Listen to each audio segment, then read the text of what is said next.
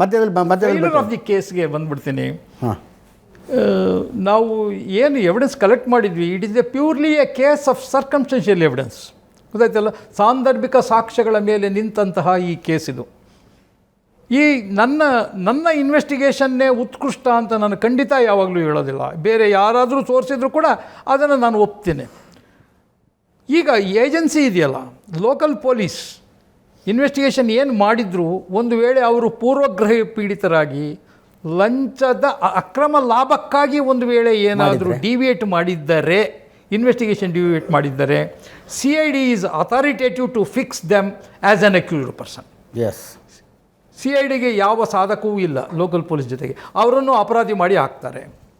ಒಂದು ವೇಳೆ ನಾನೂ ಸಹ ಏನಾದರೂ ಕಲ್ಮಶಗೊಂಡು ಅಕ್ರಮ ಲಾಭಕ್ಕಾಗಿ ಅವ್ರ ಜೊತೆ ಲೋಕಲ್ ಪೊಲೀಸ್ ಜೊತೆಗೆ ಸೇರಿಕೊಂಡು, ಅಥವಾ ಅವರಿಗೆ ಗೊತ್ತಿಲ್ಲದೆ ಹೆಚ್ಚಿನ ಪ್ರಮಾಣದಲ್ಲಿ ಆ ಥರ ಏನಾದರೂ ಆರೋಪಗಳನ್ನು ಮಾಡಿದ್ದರೆ, ಸಾಕ್ಷ್ಯಾಧಾರಗಳನ್ನು ನಾಶ ಮಾಡಿ ಬಯಲಿಗೆ ತಂದಿದ್ದರೆ, ಬಯಲಿಗೆ ತಂದಿಲ್ಲದಿದ್ದರೆ, ನನ್ನ ಮೇಲ್ಗಡೆ ಇತ್ತಂಥ ಇನ್ನೊಂದು ಏಜೆನ್ಸಿ ಇದೆಯಲ್ಲ, ಯಾವುದು, CBI. CBI is a national level investigation team.